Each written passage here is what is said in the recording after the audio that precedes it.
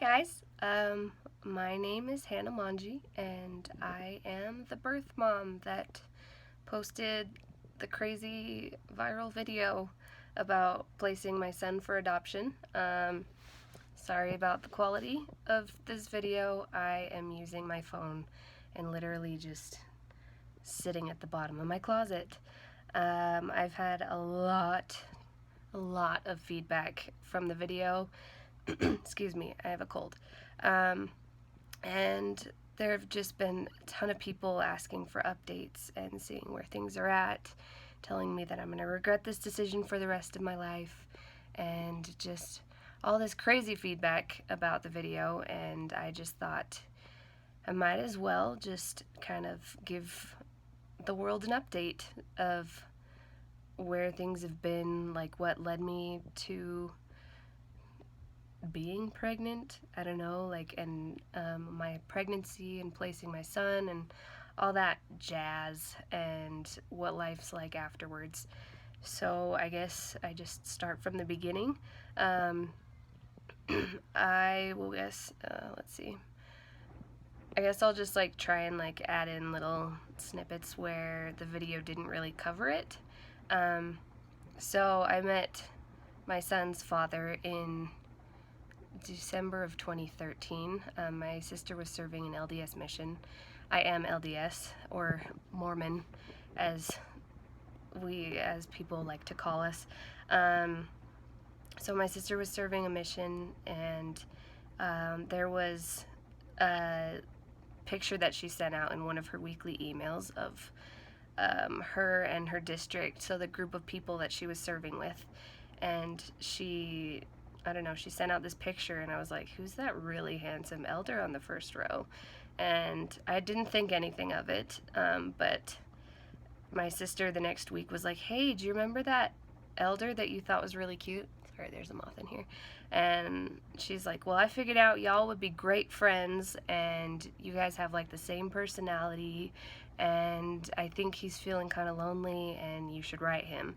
And like, I've always been one of those people who loves writing letters, and just I am like a cheesy person like that. And so I was like, heck yeah, I'll write him. And so I wrote him, and I was like, hey, I'm Sister Manji's sister, and I hope she told you about me, because if not, this is awkward. And I kind of told him about myself, and then he wrote back and was like all for it, and was like, oh my gosh, your sister told me about you, but I just didn't think it was going to happen. And so we wrote back on and off for about a year and a half. There was about 6 months where he went silent because he was really, really busy. And then one week in April of 2016, my sister was like, hey, Elder Whitney's home. And I was like, no way. And so sorry, brain fart. So I tried to contact him. We like tried to set something up where he could go to prom with me, and that would be the first time that we met, and then it fell through. And then so May 1st was our first date, and I was kind of terrified to meet him. I was like, what if he's not like the guy that I've been writing? And he's one of the most hilarious people ever. And I don't know, I was like getting my hopes up too big, and so I was walking out of the movie theater that I was buying tickets for, and I heard this Manji, and I was like, oh my gosh. And he was just leaning against his car and like all smooth like, and he called me Miss Hannah, and he still kind of had this southern accent from his mission, and because he was there for 2 years. And I don't know, I just like fell hard real fast, and we drove around for a while and played on the swing set, and he was just one of the funniest people I'd ever met. He has the funniest sense of humor. And then we went and watched a movie, and then just kind of drove around after that, and I just loved how he'd always call me Miss Hannah, and he was just the funnest person ever, and I just fell so hard for him really quickly. And so we dated pretty consistently. He did live 85 miles away from me, so we'd only see each other like once a week-ish. But we would talk constantly all throughout the day, every single day, and he was just the best person ever. And then we did have a time where This is where people like to call me a whore because I got pregnant. So there was a slip up where it wasn't planned at all, and then the next day I was like, oh, buddy, what if I'm pregnant? And he's like, no, no, no, no, no. And 5 minutes later, he was like, oh, shoot. And that was the only time that it had happened where I was like, and so it wasn't off of, like, I'm not one of those, like, promiscuous people. I was never a promiscuous teenager. That was the only time that it ever happened, and it just, I somehow got pregnant. And so for the next month, we were freaking out, and everybody's like, Hannah, calm down. You're not pregnant. You're not pregnant. And I was like, but I don't know anything about sex. What if I am? And lack of education was a big part in that. Anyway, but so I was like freaking out. I took 7 negative tests. They were all negative, and then the 8th test, we were planning on taking it the day of my missed period. By the way, those up to 6 days before your missed period, that's a ton of bull crap. It didn't work for me, at least. But so I ended up having this last test, and it was a Saturday, and I think it was July 18th or 19th, and I went outside, like I took the test, put it on the toilet, went outside to go take my pig out that I had randomly brought home that week, and 13 minutes later, I was like, oh, shoot, the test. I walked back in, and I was like, oh, it's going to be negative. And then I looked at it, and it said, yes, plus sign. And I was like, oh, no. And I was freaking out, and I was yelling for my mom, and she just came and, like, gave me a big hug because she kind of already knew about it before. And I was terrified, and I tried calling and texting Caden constantly, like, for hours on end. He did not respond at all, but he did have an iPod Touch, and he had Snapchat on it, and so we were constantly talking on Snapchat all the time. So I decided to snap him, and I was like, buddy, because that was our term of endearment, was buddy. And is this already 7 minutes long? Holy cow. Anyway, sorry. But I was like, buddy, and he's like, buddy, what's up? And then I sent him a picture of the pregnancy test, which is stupid, don't do that. But that was the only way I could contact him, and he was like, oh my gosh, I'm going to be a dad. And so we actually, the week before this, we were sitting outside my house, and we were talking, and we were saying, okay, so what happens if I'm pregnant? And I never really thought that this would happen to me, but we were like, hypothetically, what happens if I'm pregnant? What are we going to do? And I said, well, I could never give my baby away. That would tear my heart apart.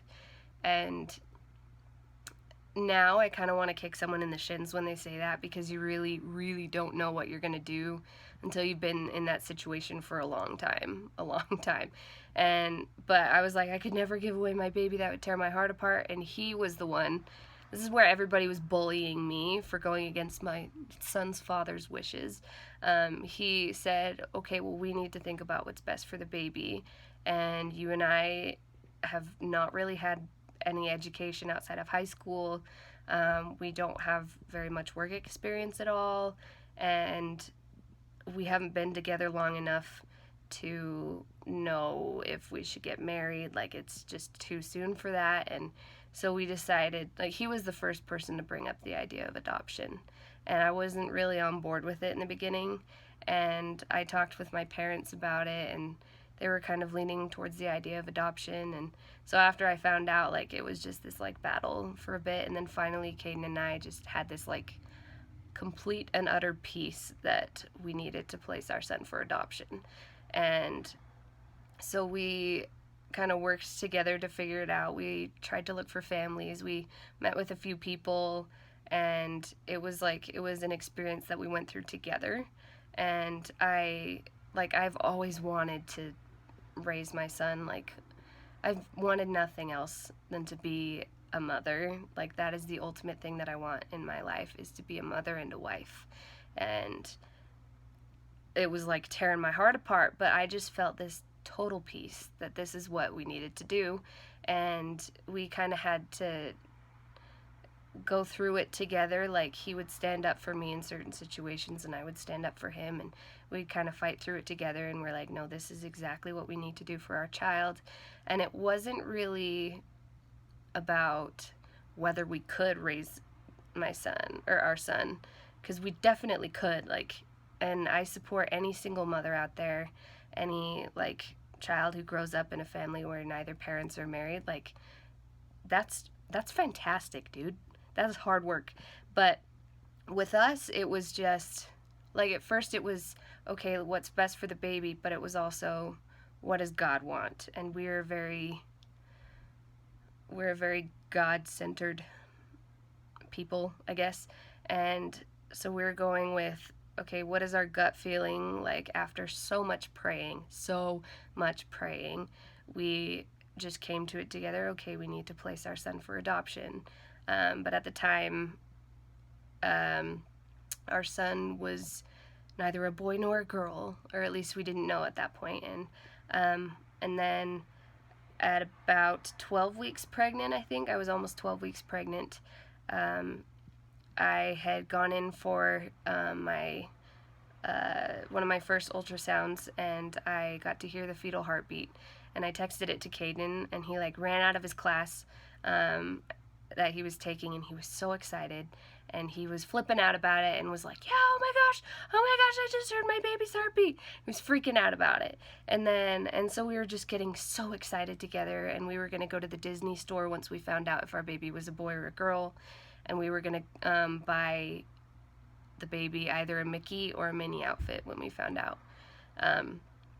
And then a couple days later, I got a call from his mom, and it sounded a little bit urgent, and she was like, hey, can I talk to your mom for a second? And I was like, okay. And it was like morning time. I was kind of half asleep, and I didn't really know what was going on, and because I hadn't heard from her in a while. And then I brought the phone to my mom, and my mom was asleep, and I was like, oh, she's asleep. And she's like, no, I really need to talk to her. Can you give her the phone? And I was like, oh, okay. And so I gave my mom the phone, and within a couple seconds, like, you can hear everything on iPhones nowadays. So I heard through the phone, Caden passed away this morning, and like, I kid you not, half a second later, I was on the ground in a ball sobbing my eyes out. And I have no idea how my body registered that so quickly, because my mind didn't. And I was crying my eyes out, just sobbing, and my mom just kind of slowly started waking up, like, wait, what happened? Like, what's going on? Like, oh, I'm so sorry. And she was freaking out, and then finally, like, she hung up the phone, and we just cried for who knows how long. And then I went up to my room, and I was sitting by myself, and I just had this moment of devastation where I was like, my baby's not going to have a father. What am I going to do? And it was the ugliest feeling I've ever felt in my entire life. And I called all my friends and was just sobbing. Nobody could understand me, and all I said was, Caden's dead, Caden's dead. And it was awful.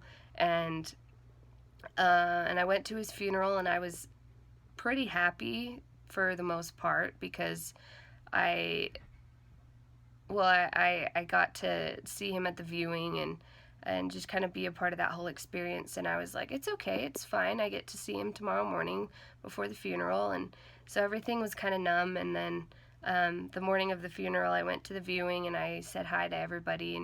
And I was smiling the whole time. And then they started taking out the flowers and stuff to put in the meeting hall. And I started panicking, and I looked at Caden's brother and was like, uh-oh. And we were like, it's okay, just keep smiling, smile and wave, it's fine. And then they started taking out everything, and I went into full-blown panic mode. I had never had an anxiety attack. Sorry, there's someone outside. I'd never had an anxiety attack before that, and so I didn't know what that felt like. But it is a feeling of complete and utter doom, like everything around you is ending, and your soul is about to explode. And so we gathered around for the prayer, and my parents were in there, like, across the room, like, you okay? And I was like, no. And we got to say our final goodbyes, and it was really sweet. And they closed the casket, and I just remember thinking, okay, this is the last time you're ever going to see him. And it was awful. It was awful. And then they said a prayer to kind of like bless him and the casket and just kind of close the casket for good. And then my mom got to kind of hold me in her arms as we walked into the like the funeral hall, I guess. And I was just like crumpled over, like just sobbing my eyes out, and everybody else is like sniffling and sad, and I think they got all their tears out before, and it didn't hit me until then. And I sat on the front row with his family, and they were the sweetest to me. They were the sweetest. And my knee was touching the casket, like that's how close I was, and I was just in full panic. Like, I've never been scared to give a talk in church or to speak in front of people. Like, public speaking has never been an issue for me, so I've never been nervous. But I got up to speak at his funeral, and I felt like I was going to throw up everything inside of me. And I got up and I kind of gave my spiel, and then at the end, I said that his friend had told me to write the talk as if I were speaking to him, and then I kind of addressed the last part to him and just kind of broke down, and it was hard. And after the funeral, we went to like a luncheon that they made for the family and friends, and it, like, everybody was talking, and they're all the people from his mission, and they were all so kind. Everybody was so loving and stuff, and everybody's just hanging out together. And I just remember thinking, well, my best friend's gone. He'd be the one that would be here with me. And it was, that was one of the hardest parts, was just sitting there like, well, he's gone, and everybody else has their friends, but where's my best friend? Like, he was my best friend. And I was just kind of devastated about it. And we'd only hung out, like, we'd only been dating for like 4 months, but he was my best friend, and he fought for me till his dying breath, literally. Like, he was one of the sweetest people ever. Oh, I forgot to say, a lot of people thought he had a seizure, and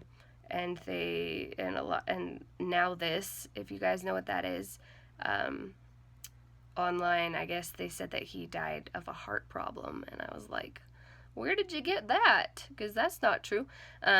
So he passed away in his sleep. They sent him in for an autopsy. They didn't find anything at all, and so they said that they'd keep it open for 6 months. And after 6 months, they were like, well, we can't find anything. And so they said he died of natural causes. And so, yeah, so it's just kind of like an undetermined cause of his death. Like, he just died in his sleep, and we don't know why. So that was kind of infuriating, but I've been practicing radical acceptance, where you're just like, all right, this is reality. That's it.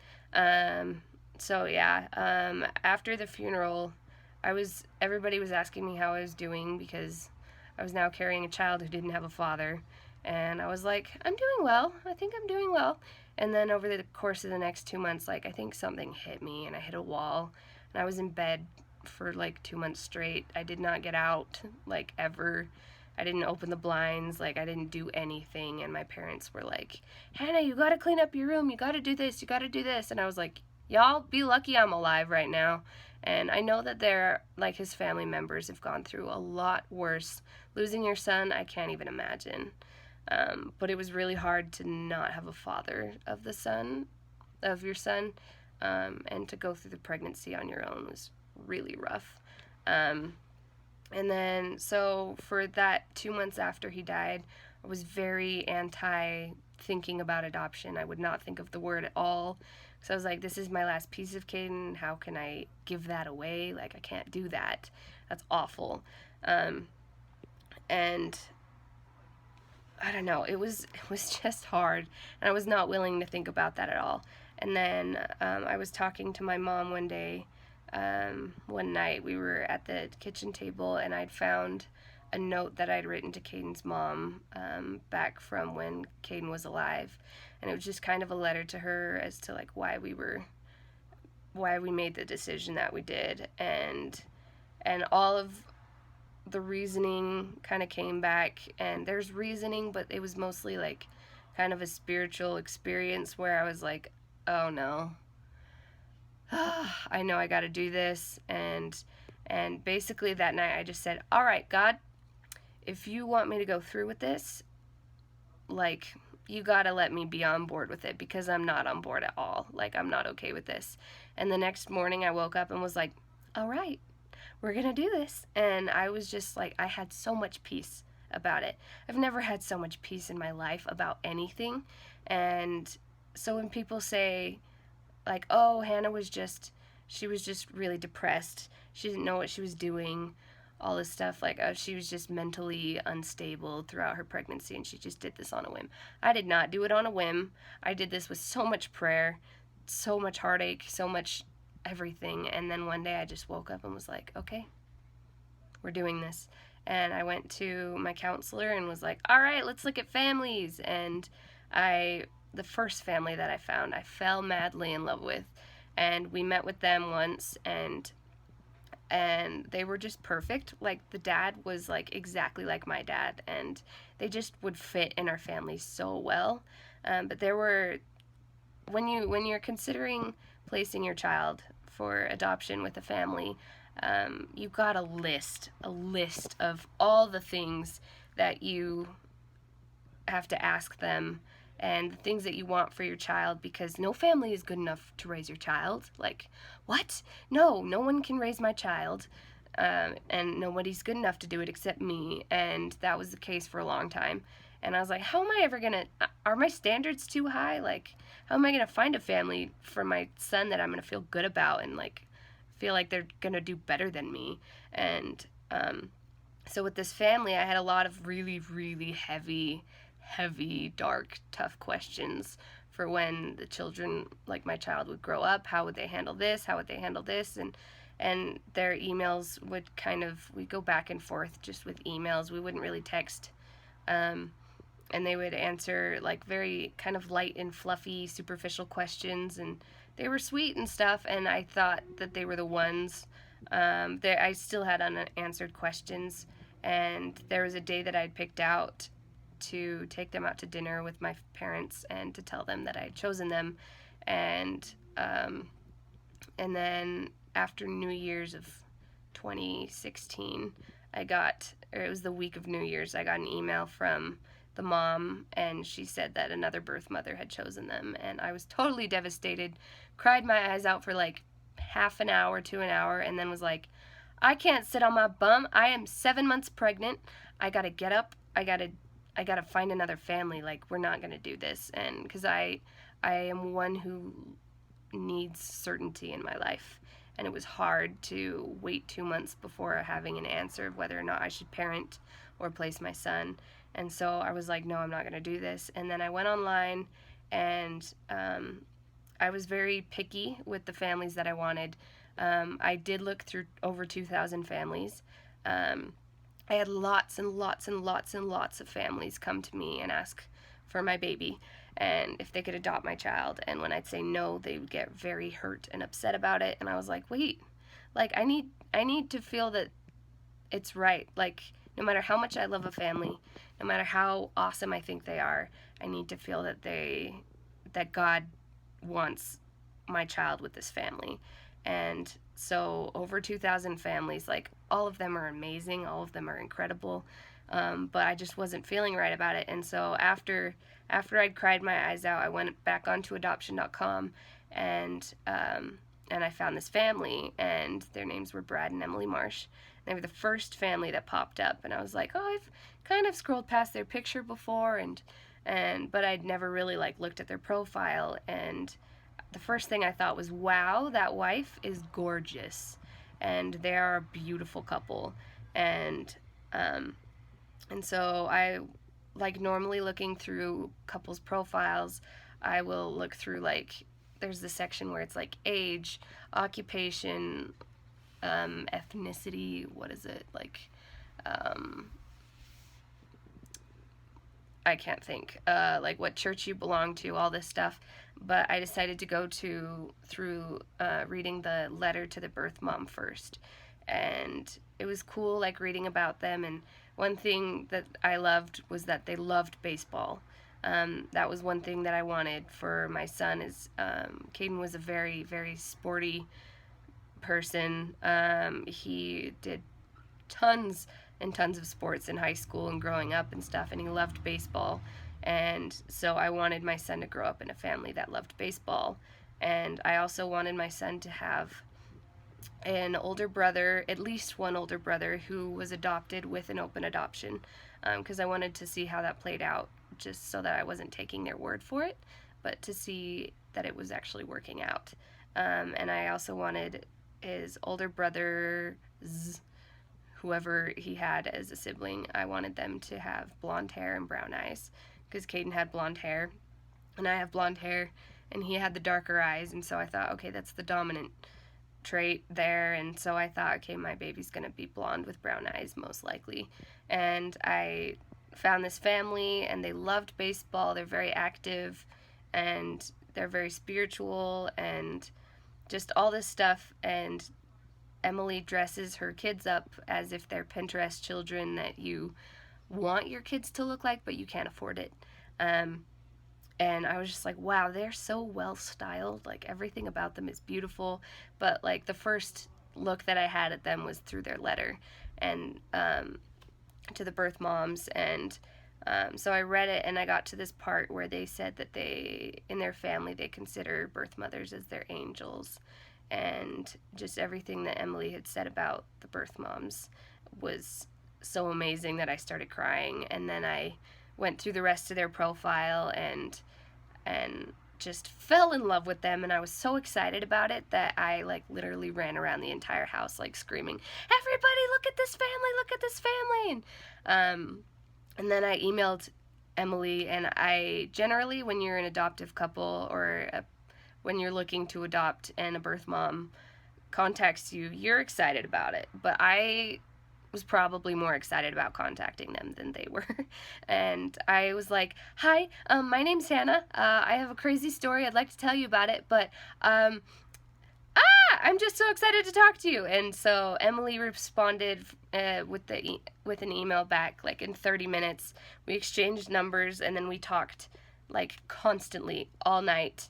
And like we were texting all night and texting all the next day. We went through every single dark and heavy question possible. And she said, like, the key to a successful adoption and relationship is communication. And so she's like, we are as open as can be, and if something turns you off, then that just means that we just weren't the family that God wanted you to pick. And I loved how open they were and how excited Emily was about just everything, because a few couples that I had talked to before were a little bit standoffish because they'd been hurt in the past, and it was just kind of rough for them, so they didn't really know what to share, what not to share. But Emily was just an open book, like I've never met before, and I'm one of the most open people you've ever met. And Emily was just happy, peppy, and would tell you anything. And so after 2 days, we were like, so what do we talk about now? And we ran out of things to talk about, and they would take me on dates. We call it when we were dating.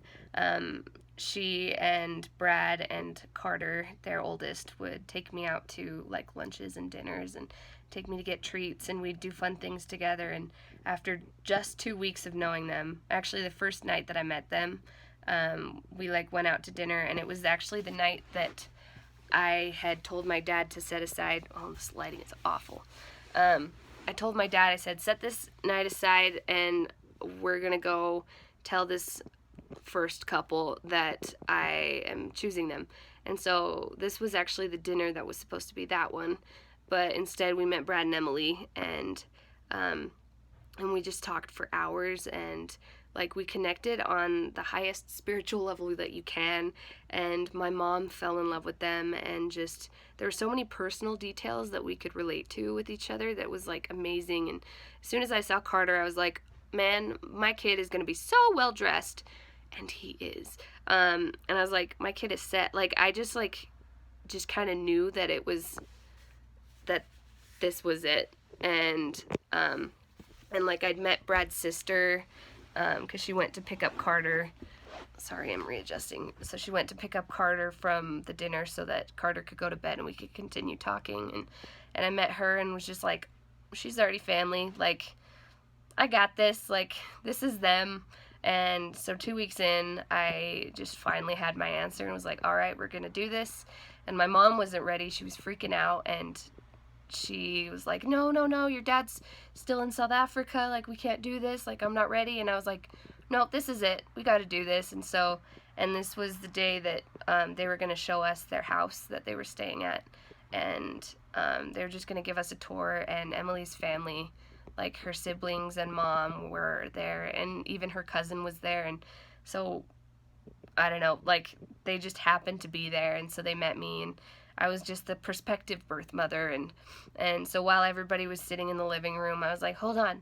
Give me a second, I have to go grab something. And then I walked in and I said, everybody close your eyes. And then, so everybody's eyes were closed and I put a little framed picture of my ultrasound of Tagg's profile on her lap. And it has a little speech bubble that says, will you adopt me? And so I put that on her lap, and then I put a little baby boy's outfit on the floor, and then a big gift basket for Carter. And I had her open her eyes, and she just, like, sobbed immediately, and everybody's like, what's going on? And, sorry, this video is so long, guys. I hope you're actually sticking with this, because, sorry. Anyway, but, yeah, so it was, like, emotional for everybody. I was the only one who wasn't crying, because I just kind of knew that this is it, and I'm just happy to finally make this decision. And so after that, we would keep hanging out, and Emily let me come over to their house, and we got to put together all of his clothes and put together his nursery and like literally put together his bed. And so it was really, really cool to be a part of that. And we would take pictures of like all of our progress together. And I did have a Build-A-Bear that I went and got a week after I found out Tagg was a boy. So it was about 5 weeks after Caden died. I went and got a Build-A-Bear, and I stuffed it so it smelled like lavender, and you'd squeeze it and you could feel the heartbeat, and then you squeeze his paw and you could hear the 12-week fetal heartbeat that Caden heard just a couple days before he died. And I dressed it up, and I addressed it to Caden because I didn't know what my son's name was going to be. He was named James for 7 months, but anyway, I'll get to that. But so the night before Emily's baby shower, I was invited to the baby shower because I was like now family, and I was the birth mom carrying her child and stuff. But it was Emily's shower, and they were giving all this stuff to Emily, and it was really hard for me to process. And I was like, wait, but this child inside of me, he's my child. I could change my mind at any time, and they're giving all this stuff to her for her to raise him. And it was really hard to process. And the night before that, I pulled out the Build-A-Bear one last time, and because I was going to give it to her for the shower. And my dog Grizz was looking at the bear, and he started whining, and he was like really like intrigued about the bear. And I put it away, and he started whining and just staring at it and crying more and more and more. And I was like, no, Grizz, we're gonna put this bear, we're gonna give this bear to Emily now, so that she can give it to Tagg, or I guess his name was Tagg at that point. And I don't know, and then I started sobbing, and I just held the bear, and I cried for a long time. And it finally hit me. Like, I had so much peace for a couple months about this, and I had never felt so sure about anything in my life. And then I realized how hard it was for me to give her my bear, and I thought, how am I gonna give her my baby? And I was just a wreck about it. And so the next morning, I was kind of having a hard time, and just sitting through the shower, I was like, this is hard, how am I gonna do this? But I still knew I was gonna do it. I just didn't know how I was gonna do it. Then I guess at the end of my pregnancy, I was so done being pregnant, and I did everything I could to go into labor in a healthy way. And then finally the day came, and I was in labor for about 14 hours, not including the false labor I was in labor for about 48 hours. And then I went to the hospital, and then I was in labor in the hospital for 14 hours.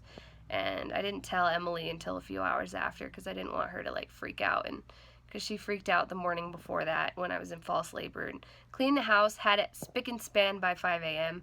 and and I felt bad, so I was like, I'm not going to do this to her until I know for sure that it's happening.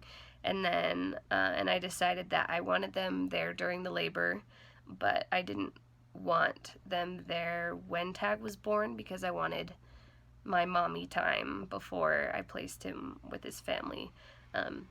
Because again, I've always wanted to be a mom more than everything in this world, and I wanted to be able to have that experience of being able to hold him and calm him down when he cries, and have him hear my voice and calm down because he knows that it's my voice, and to change his diaper and to feed him and breastfeed him in the hospital and everything. And I didn't want Brad and Emily to be there when he was born because I was afraid it would kind of pop that 2-day bubble of being a mom, and I would realize, oh, this is their child now, and so I wanted that time to be my time. And so they came during the last like hour or two of my labor, and we took pictures. They gave us their camera, and then after that, like, they left, and then they were like, all right, you ready to start pushing for about 1 to 4 hours? And I was like, okay, how am I gonna do this? I'm so tired. And by then it was like 5:30ish probably in that evening, and I was exhausted, and I didn't know how I was gonna do it. And the doctor was still at home, and this video is so long, I'm sorry. I hope you're still here. Anyway, so the doctor was still at home, and they're like, all right, here's your first push. Halfway through the first push, they were like, wait, he's crowning, like, call the doctor. And so they said, oh, he'll be here in a second. And I was like, will he be? And he came about a half hour, 45 minutes later, pushed 2 more times, and Tagg was out. And they don't tell you, they don't warn you about the feeling of like literally pushing a baby out of you. It's like, gunk, oh. And it was so intense, and I was finally like, I can breathe. And then everybody's like, oh, he's beautiful. And I couldn't see because like my stomach was still huge, and there were a lot of lights shined towards him, and so I couldn't see. And then I heard him cry, and then they kind of held him out, and I got to touch him with, I got to touch his arm with my hand, and suddenly, like, he was real. He was right there, and I just had this, like I was like, I created this. He's real. And then suddenly, like, this 48-hour clock was like, all right, go.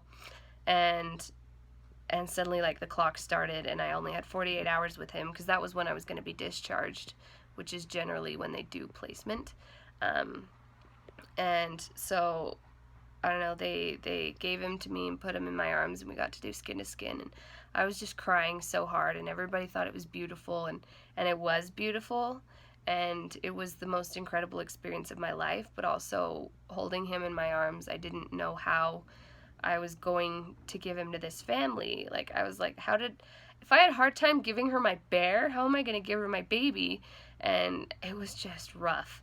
But I was like, all right, I've waited my entire pregnancy for just these 2 days. I'm going to soak it all in. And I was exhausted that day, and all I wanted to do was sleep.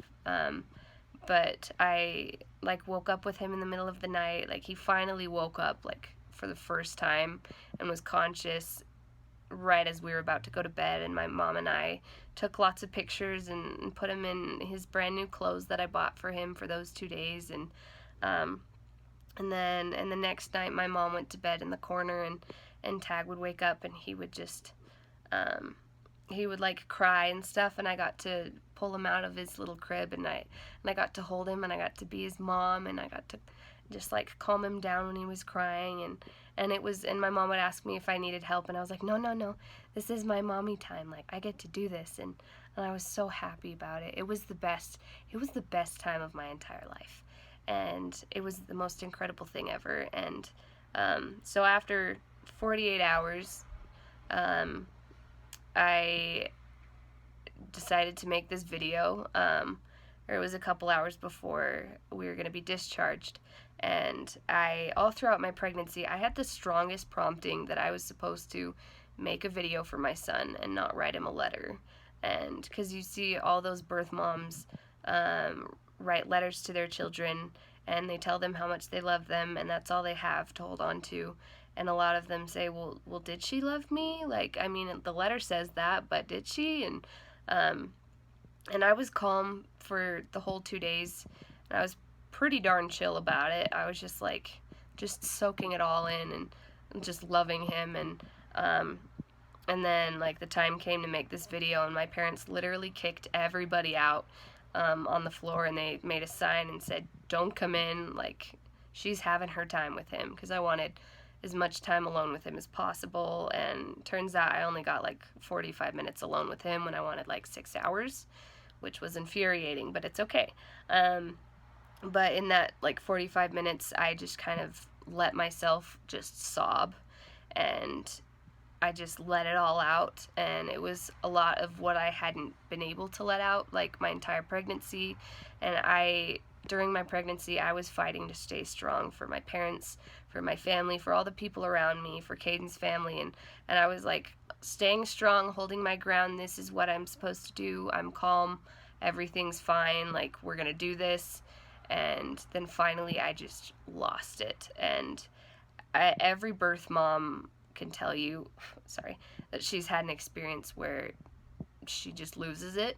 It doesn't mean that she's mentally unstable or that she's second-guessing herself, but just that having to say goodbye to your child, whether they're going to live next door to you or not, but just having to come to terms with the fact that you are handing your child to a different family to raise him, that sounded weird, raise him, it's just hard. And so in that video, I had just barely composed myself up enough to create the video, and it was just 10 minutes of me sobbing my eyes out and just telling Tagg why I made the decision that I made, and how much his dad loved him, and how much he wanted, when he grew up, he wanted to be the birth dad that teaches him baseball and stuff. And I know that you can teach a girl that and stuff, but Caden just really wanted a boy, and he was just so excited to do all this stuff. And a lot of people misinterpret the video, saying, well, you took that away from his father and he wanted to do this with him. Yeah, he did, but he also wanted the child to be exactly where he was supposed to be. So Caden wanted to be the birth dad that was able to teach him things when he comes over and visits and hangs out and stuff. And so anyway, it was just telling him a lot about how much I loved him, how much Caden loved him, and how much his mom Emily loved him, even though she hadn't met him yet. And it was just sobbing my eyes out for 10 minutes, and I could barely hold it together for the video.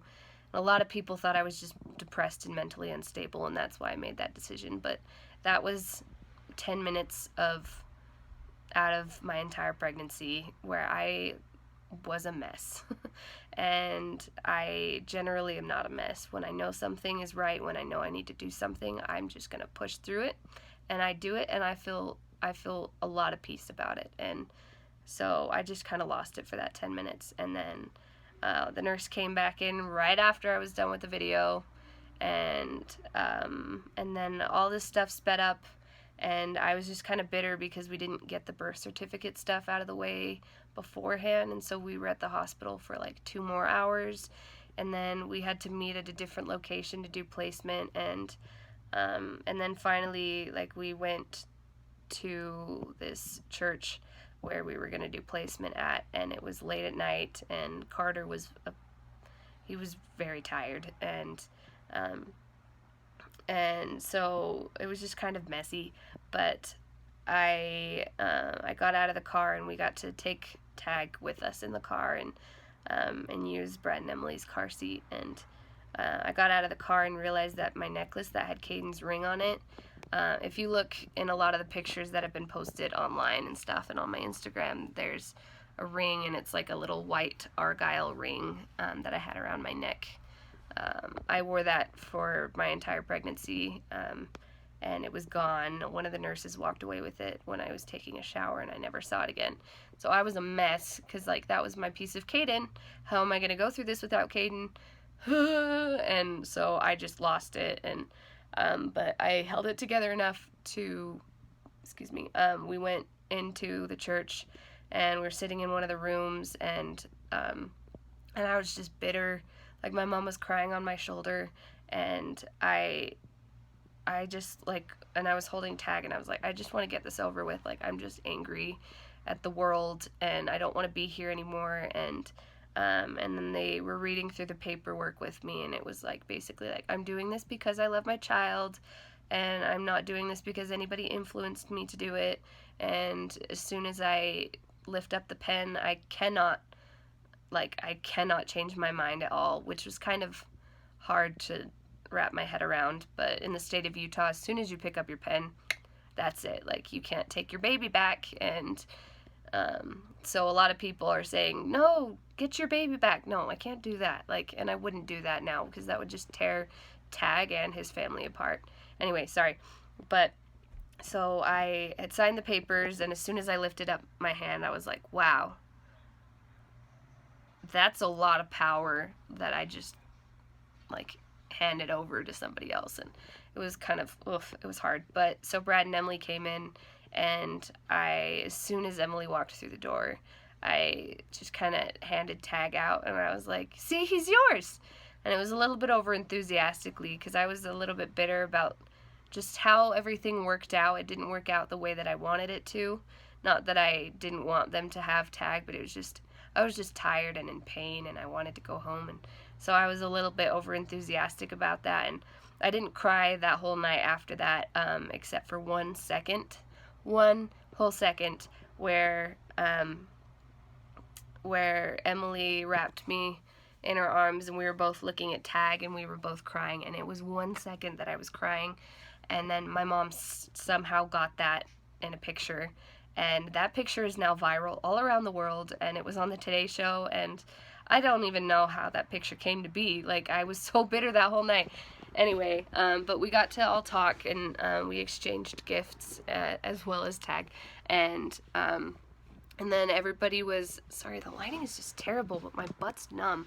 And then, so they dressed Tagg in his new PJs, and it was time to go home, and everybody was just kind of like running around, like bustling, getting ready for putting things in the car. And then there was just this one moment where Tagg was just, I had never seen him be scared before, because he'd only been alive for 2 days.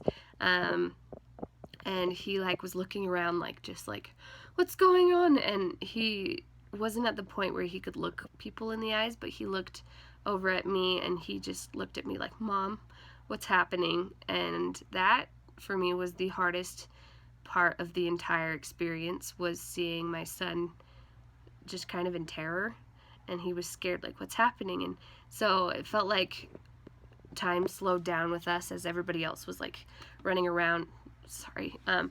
They're all running around with around us, and I looked at Tagg, and I was holding his hand, and I said, okay, Taggy, these people are gonna be your new family, and they're gonna take you home, and they're gonna love you, and you're gonna love them so much.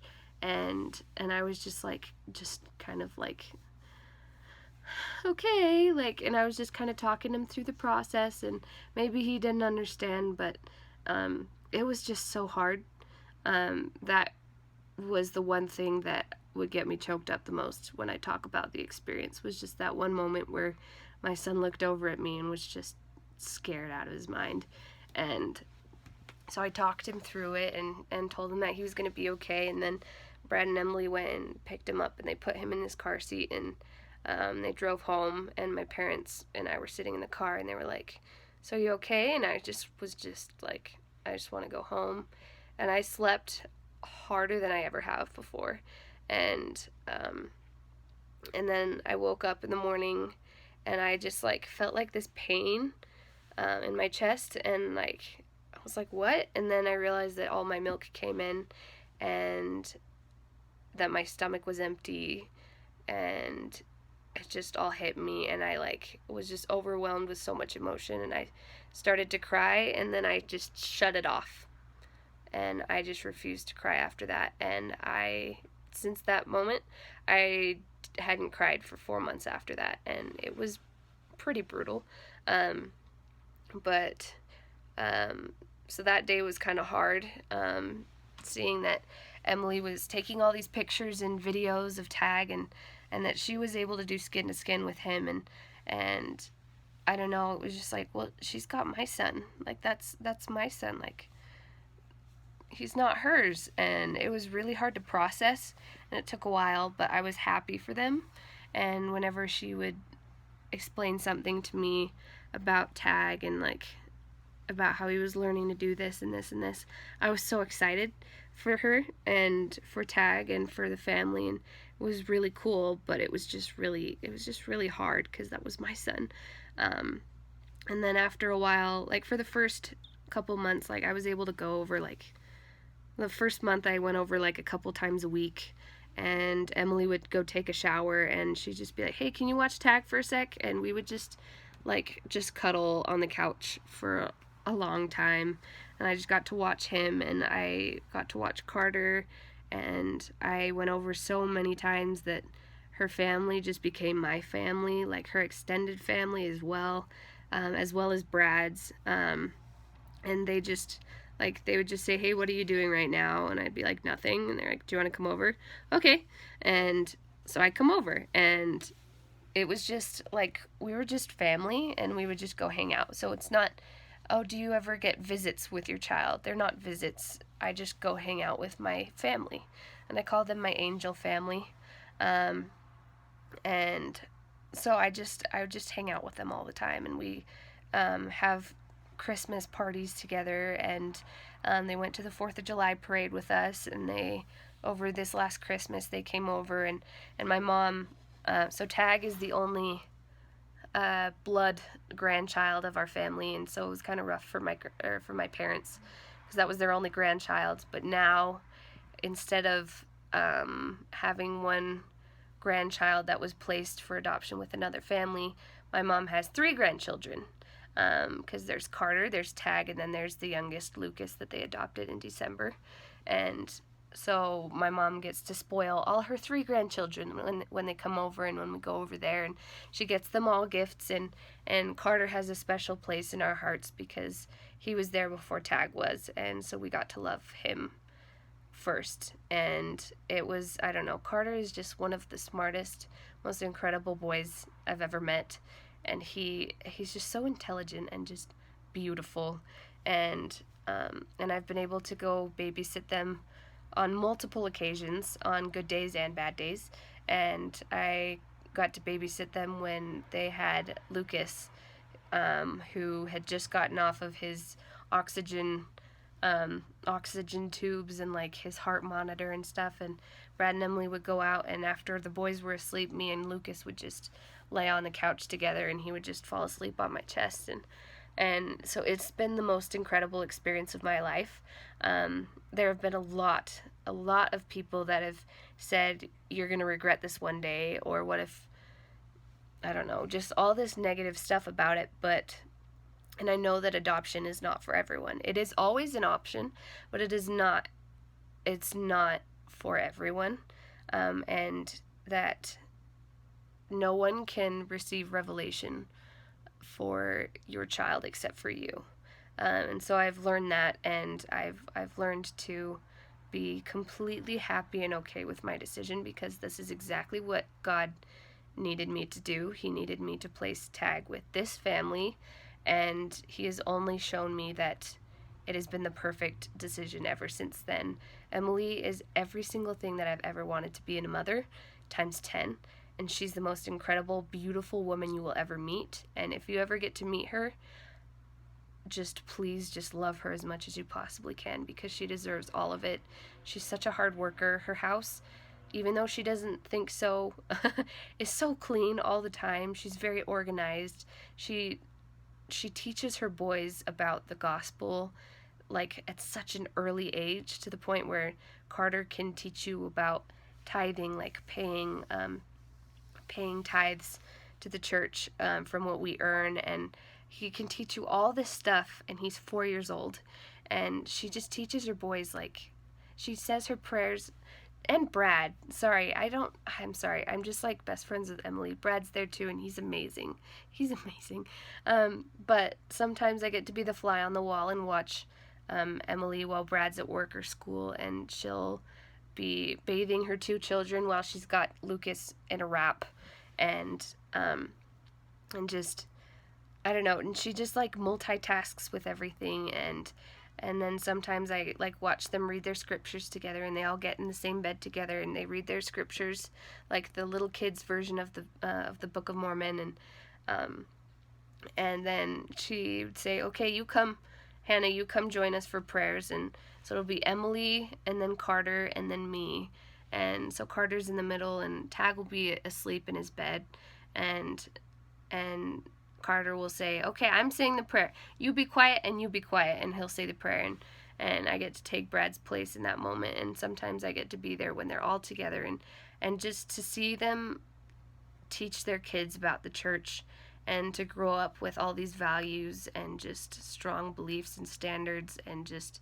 all this stuff is the most incredible thing in the whole entire world. It shows me that it just only solidifies how much I want to be a mother, and how much I want a family life that's like that, and how it's, even though it's chaotic most of the time, almost all the time, because it's loud and there are kids running around screaming, it is the most peaceful experience to walk into the Marsh's home, because you just get this feeling of peace and innocence, and it's just innocent and clean, and you just want to be like them in every way, and they're just family, and they're like, I could talk about them until like my dying breath, like, and I will tell the world how amazing they are, and they have been nothing but the most wonderful people ever to walk this earth to me, because when they could have just said, "No, this is our child now, you go away," they haven't, and they've said, "The more love, the merrier," and they bring me in, they bring my family in, they bring Caden's family in, like everybody in the extended family, like even my friends. Emily lets them meet Tagg, and everybody just loves each other, and it's the most amazing thing ever. And adoption has honestly been the most life-changing and miraculous experience of my entire life, and I will fight to the death about that. And I know not everybody's adoption is the same, and not all adoptions are successful or happy, but they do have the potential to be the biggest miracle in the whole entire world. And so I know not everybody's adoption is going to be the same, but I would like to kind of show the world that it is possible to have an adoption like this, and it's possible for everybody to just be family, and that you just have to be confident in your roles. Like, I will always be Tagg's mother, and Emily will always be Tagg's mother, but we just have two separate roles of how we're going to be his mother. I'm his tummy mommy, who brought him into this life and who brought him to his family, who's going to love him through the rest of eternity. And Emily gets to be his mommy that raises him and teaches him to be a man and to be a righteous young man, and gets to be with him through eternity as well. And I personally believe that we're all going to get to heaven, and we're all going to just be one big happy family. And maybe other people disagree, but that is my belief, and I believe that God does not separate families in the next life, and that being sealed to one family, like we get sealed to our families in the LDS church, Tagg being sealed to his family means that he gets sealed to God. And so as long as I'm sealed to my family, I get sealed to God as well. So that means if we're all up together in heaven with God, that we're all going to be together as a family with him.